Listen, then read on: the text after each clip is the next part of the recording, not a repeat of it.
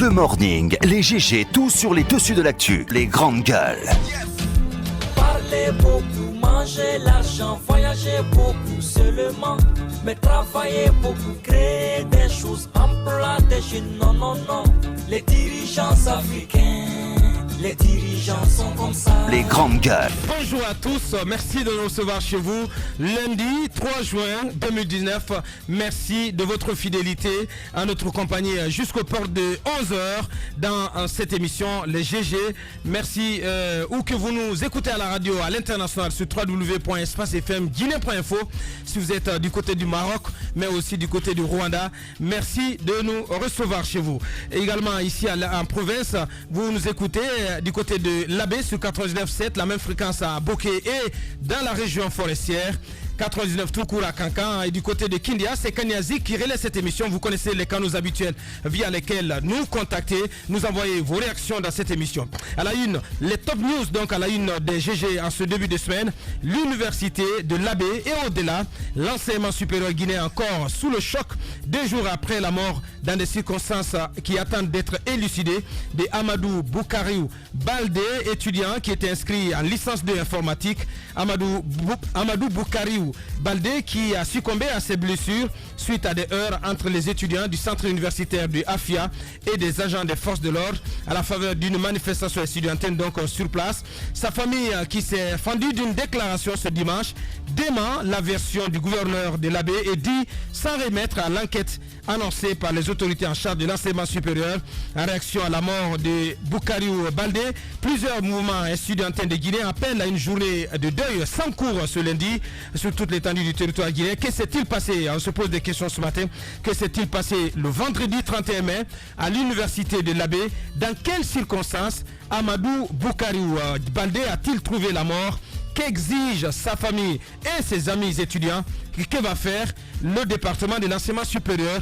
Toutes ces questions posées donc à nos invités par téléphone et certains en studio, à commencer par Abdourahmane Baldé. Il est oncle du défunt Boukariou Baldé. Abdourahmane Baldé donc qui va nous rejoindre dans ce studio. Au téléphone, monsieur Daouda Obamaba. Il est le président de la Fédération des étudiants de Guinée. Donc nous allons appeler en direct depuis l'Abbé. Et si tout va bien aussi, monsieur Madifi Ndiané, gouverneur de l'Abbé, et monsieur Abdoulaye Yoro Baldé, ministre de l'enseignement supérieur et de la recherche scientifique, et tous vont intervenir dans cette émission. C'est une contribution scientifique qui fait parler depuis sa publication la semaine dernière. Pour cause, son auteur défend l'hypothèse selon laquelle l'article 51 de la Constitution pourrait servir de base à un nouveau référendum constituant. Cette position du professeur Zogolemu Toba suscite incompréhension et indignation chez les adversaires d'une nouvelle république en Guinée, quand ses défenseurs soulignent une mauvaise lecture chez les premiers. Qui de mieux indiqué pour démêler les chevaux ce matin que le principal intéressé lui-même que nous allons recevoir dans ce studio, et n'est autre que le professeur Maurice Toba Zogolemu, universitaire et avocat à la cour. Il sera notre invité, va nous rejoindre à partir de 10h sur cette antenne. D'autres sujets viendront compléter ce menu.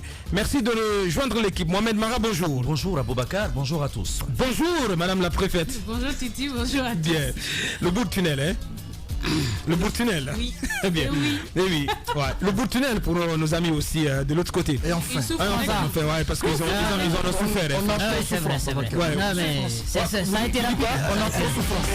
ça a été rapide. Ça a été rapide. Ah, tu veux qu'on rallonge? Ouais, on n'a pas rallongé. Il faut dire que le Mali, c'est déjà la fête aujourd'hui au Mali. Oui, on a vu ça. Bien. Bonjour Jacques. Bonjour Abakar, bonjour à tous. Bonjour Antoine Kigbafouri. Bonjour Aboubakar, bonjour à tous. Bien. Pour commencer, Mohamed, quand un poisson d'avril devient une fake news retentissante? Absolument, j'ai été surpris la semaine dernière de voir une coupure de presse, notamment du journal L'Observateur. Je vais retrouver tout à l'heure la dite coupure et ainsi que son numéro, et puis qui a fait le tour de la toile. Les gens, dans cette coupure, on apprend, ou en tout cas il y a une citation de professeur Alpha Condé selon laquelle il ne modifierait pas la Constitution pour se maintenir au pouvoir. Les grandes Alors, gueules. nous qui sommes journalistes, cela nous a interpellés. J'en ai parlé avec un confrère d'abord de Vision Guinée qui avait attiré mon attention là-dessus. Et puis nous avons tenté de retrouver les souches de cet article, parce que c'est un article qui a été partagé abondamment et qui date du 1er avril 2016 en réalité. Donc il n'est pas récent, et puis donc qui a été repris ces derniers jours. Mais ce qui m'a étonné, vous voyez là le numéro de l'Observateur, c'est qu'à l'époque, il y a même des sites internet qui avaient repris notamment l'information.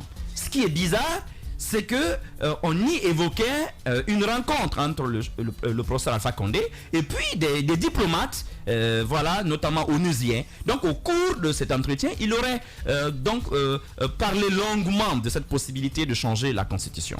Mais si vous vous rappelez déjà en 2016, quand nous parlions déjà ici de nouvelle Constitution, même les hommes politiques nous attaquaient, si vous vous souvenez à Boubacar, beaucoup pensaient que nous étions en train de préparer l'esprit du peuple à cela, alors que c'était pas le cas. C'est parce que simplement nous étions au courant déjà de ce qui se tramait. C'est aussi ça, le rôle quand même d'un journaliste. On a été mal compris à des l'époque. prescripteurs d'opinion. Absolument. Les partis politiques, les leaders, des grands leaders même de ce pays nous ont attaqués pour cela, mais ils ont fini par se plier, par se rendre compte que nous ne faisions que les alerter de ce danger qui arrivait. Alors, son auteur est connu, puisque c'est un poisson d'avril, ce qui est parfaitement admis. Donc le premier article, il est absolument normal, et ça s'est fait dans la presse, que ce soit en Guinée ou ailleurs. Je me rappelle ici, il y a 2 ou 3 années, moi-même j'avais fait une petite brève juste avant que Moussa Hero ne rentre en studio, où j'annonçais la naissance, je crois, du triplé du côté de Lansanea. Sauf que la maman, je crois, était âgée de pratiquement 70 ans, le papa de plus de 80 ans. Mais vous voyez, quand on l'annonce, c'est amusant, mais le principe est connu et admis aujourd'hui. Donc, c'est quelque chose qui est normal. Et c'est d'une plume, surtout que tout le monde connaît, une très belle plume, celle de Sanso Bari, notre ami, justement, de journal lejelly.com, de journal à ligne lejelly.com. Alors, ce qui est bizarre, c'est qu'à l'époque, après, vous avez des personnalités qui sont tombées dans ce piège-là. Alors que ça faisait déjà plusieurs jours. Nous, les journalistes, ça nous avait amusé, on était passé outre. Mais on a vu des personnalités comme Ella Selouda Lendialo qui il avait commenté, avait dit oui, Alpha l'avait promis à cette occasion. Et vous avez vu ailleurs. Mais bizarrement, 3 ans après, cet article a refait surface. Effectivement. Alors cela n'a plus du tout l'effet d'un poisson d'avril, mais ça devient ce qu'on appelle chez nous un fake news. C'est du faux en fait. Il a été abondamment commenté. Et bizarrement, vous avez des personnalités parfois très sérieuses de la mouvance présidentielle, y compris des experts en communication, qui n'ont pas vu ce piège. Alors pourquoi j'ai tenu à en parler? Pendant le week-end, j'ai parlé de cela avec mon ami de Vision Guinée, mais avec Sanso lui-même, et on avait décidé qu'il faille écrire un article, un contre-article cette semaine. Surtout que Sanso, dans un autre article, s'était moqué un peu de ce qui s'était passé. Il avait fait un autre article, donc il y a au moins 3 liens sur son site qui montrent que c'était à l'époque un poisson d'avril, et puis et même les réactions qu'il avait amusées. Mais curieusement, les gens ne lisent pas. Personne n'a cherché à savoir d'où vient cet article, dans quel contexte il a été rédigé. Mais je veux attirer quand même l'attention sur une chose. Dans notre monde d'aujourd'hui, l'information devient une denrée extrêmement précieuse, mais extrêmement dangereuse aussi. Si l'on ne sait pas la traiter. Vous avez vu comment des services de communication du gouvernement ou des gens qui appartiennent par exemple au pouvoir se sont glissés là. C'est vrai que cela a mis très mal à l'aise, mais bizarrement je n'ai entendu personne dans leur rang dire c'est un fait que le président ne l'a jamais annoncé. Alors j'aimerais quand même attirer l'attention de l'opinion sur le fait que nous sommes en période électorale et que de plus en plus les gens peuvent à dessein utiliser l'opinion. Cela se fait aujourd'hui en Afrique. Donc, en réalité, ça se fait un peu partout dans le monde. En réalité, c'est une fausse information. Ça devient une fausse information. Ce n'est plus un poisson d'avril, maintenant ça devient une fausse information. Et vous avez vu comment, même de très hautes personnalités, je crois que Sanso ce matin publie un contre-article d'ailleurs, parce que quelque part c'est aussi notre devoir de journaliste d'éduquer. Et c'est là aussi le danger des réseaux sociaux. Cela n'a jamais existé. Cette affirmation il faut quand même, sur la base de ce qu'on entend de Mohamed, absolument. Oui, cette affirmation qu'on prête au président Alpha Condé en 2016 n'aurait jamais existé. Elle n'a jamais existé.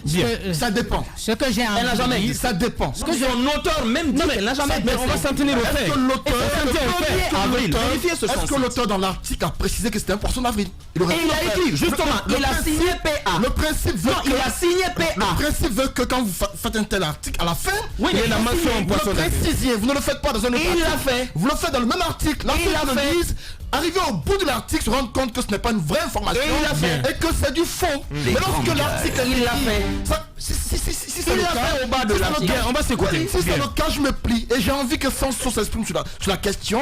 Parce que si à l'époque, Sanso avait précisé que son article était un poisson d'avril, à ce niveau, il s'en sort indemne. Bien. Mais si ce n'a pas été le cas, j'estime que ça a été... Non. Mais Bussard, Attendez, il a fait à l'aise sur le site, il a fait à l'époque. Allez-y. Mon problème, c'est que l'information, nous l'avons retrouvée où? C'est sur Facebook. Ouais. Voilà. Et je ne crois pas que Facebook soit assez crédible pour, mais c'est vrai que pour ça une peut information. être le tour. Non. C'est crédible. Ça provient d'un site. Ça provient d'un site. Le laisse expliquer. Laissez-moi expliquer.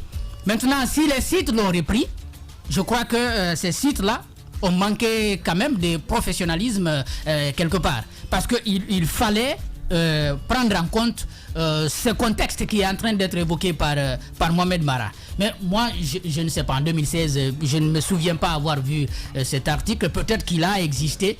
Mais encore une fois, je me dis tout simplement que puisque c'était sur Facebook, ce n'était déjà pas assez crédible comme information. Mais ça avait quand même existé bien. Ce qu'on fait, on va essayer donc de demander des comptes à Boubacar Sanso Barry. Donc il est en direct. Sanso, bonjour. Les grandes gueules. Bonjour Abouakar.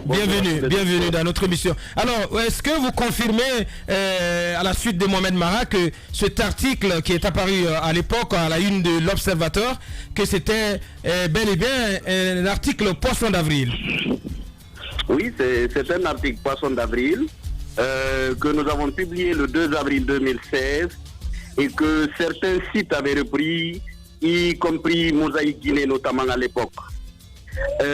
Avant, les gens n'avaient pas prêté attention au fait que au bas de l'article, on avait mis les initiales PA pour poisson d'avril. Parce qu'à la base, l'article avait été rédigé pour bluffer les gens.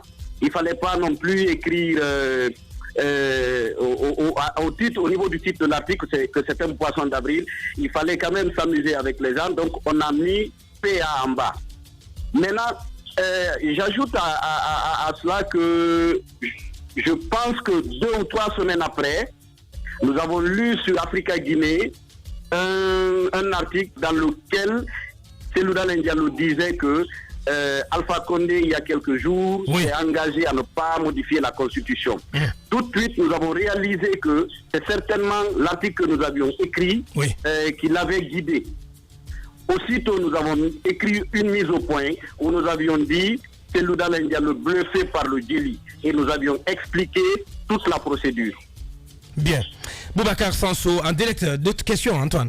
Vous avez indiqué au bas de l'article PA sans pour autant définir clairement ce que signifiait PA. Beaucoup ne comprennent pas le terme PA. Le terme poisson d'avril abrégé, beaucoup ne le maîtrisent pas. Quand vous écrivez ainsi, je ne crois pas que c'est le dernier dialogue ou un citoyen s'en rende compte. PA, à mon avis, n'est pas le terme approprié pour dire que c'est une fausse information. Alors, je veux appuyer la position de Antoine Kourma parce que PA, c'est pas une abréviation conventionnelle. Si c'est conventionnel, on peut bien comprendre, mais quand même, ce n'est pas le cas. C'était quand même plus simple d'écrire poisson d'avril. C'est plus clair que ça. Oui, écoutez, vous savez, à la limite, je peux vous concéder cela. Mais vous savez, tout ça pour moi était du passé. Parce que je le dis, Abouakar et moi, on en avait échangé. Parce qu'Abouakar avait repris l'article avant de réaliser que c'était un poisson d'avril. Quelqu'un lui avait attiré son attention dessus. Lui-même m'avait appelé. On en avait parlé. Et sur les réseaux sociaux, ça avait été, je crois, Moussa Hiro aussi l'avait partagé sur les réseaux sociaux. Après, je pense qu'un lecteur avait attiré son attention dessus pour moi. Donc tout cela était du passé. J'ai été étonné de constater ce week-end-là que tout cela refait surface.